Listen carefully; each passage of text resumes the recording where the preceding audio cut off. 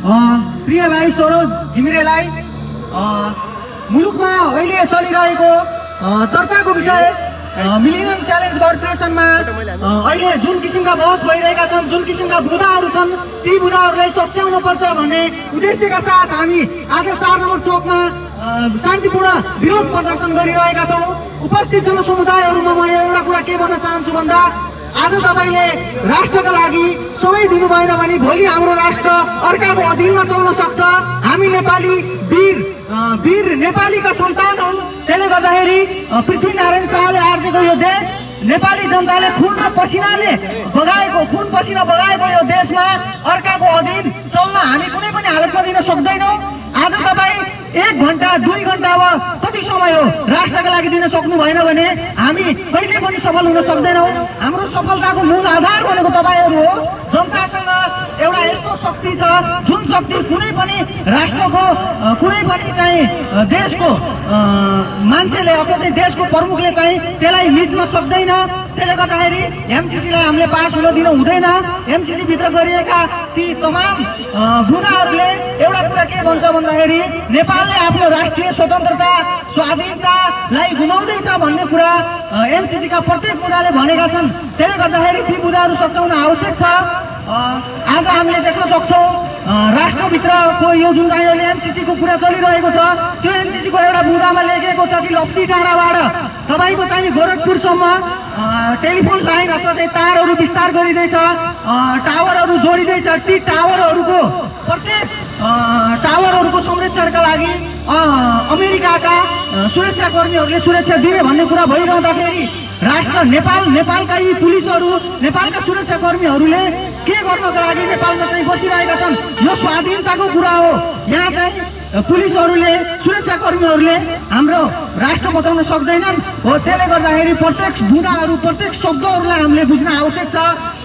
तमाम मान्छेहरूले भनिरहेका छन् कि एमसीसी नराम्रो होइन, राम्रो हो। ती मान्छेहरूले एमसीसीको बारेमा पढेका छैनन्। हामी पढेका छौँ। एमसीसीको बारेमा प्रत्येक बुदाहरू पढेका छौँ। अहिले प्रत्येक बुदाहरूको बारेमा छलफल हुनेछ। बुदाहरूको बारेमा मात्र नभएर दफाको बारेमा छलफल हुनेछ। प्रत्येक अनुच्छेदका बारेमा छलफल हुनेछ।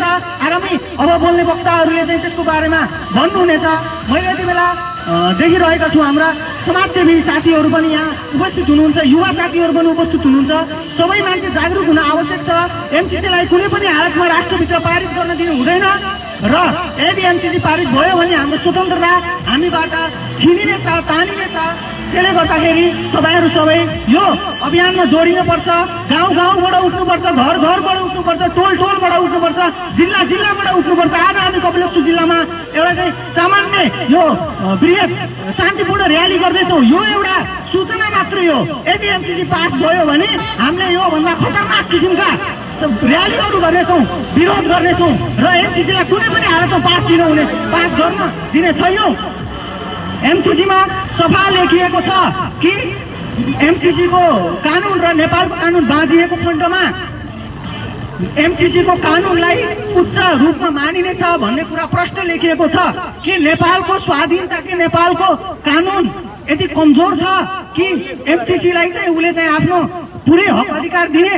त्यसले गर्दाखेरि हामीले यो कुरा बुझ्न आवश्यक छ, सबैले बुझ्न आवश्यक छ, जरुरी छ। यहाँ उपस्थित रहनुभएका सम्पूर्ण युवा साथीहरूलाई मैले विनम्र अनुरोध गर्न चाहन्छु, जो यहाँ उपस्थित हुनुहुन्छ अलिक नजिक भइदिनु होला, हाम्रो प्रत्येक कुरा सुनिदिनु होला। आज हामीले समय दिन सकेनौँ भने भोलि राष्ट्र अर्काको अधीनमा गयो भने हामी त्यसपछि केही पनि बोल्न पाउने छैनौँ। हाम्रो स्वतन्त्रता छिनिने छ। हामी आफ्नो स्वतन्त्रताको लागि भए पनि बोल्न पर्छ। हामी कुनै पार्टीको मान्छे होइन, कुनै पार्टीको दलको कार्यकर्ता होइन, तर सबै दल एक हुन आवश्यक छ यो विषयमा, सबै पार्टी एक हुन आवश्यक छ यो विषयमा। त्यसले गर्दाखेरि यहाँहरू सबैले हाम्रो भावना बुझ्नुहुनेछ, हाम्रो भावनाको कदर गर्नुहुनेछ, यो अभियानमा जोडिनुहुनेछ भन्ने आशा गरेको छु, विश्वास गरेको छु। र एमसीसीलाई कुनै पनि हालतमा पास गर्न दिन हुन्न भन्ने हिसाबले तपाईँहरू अघि बढ्नुहुनेछ भन्ने आशाका साथ म आफ्ना मन्तव्यहरू यही राख्दै आगामी वक्ताहरूलाई समय दिँदै म अन्तिममा एमसीसीलाई खारेज गरौँ भन्ने अभियानमा सबै सहभागी हुनुपर्छ भन्दै आफ्नो भनाइहरू यही राख्न चाहन्छु। हस्त धन्यवाद।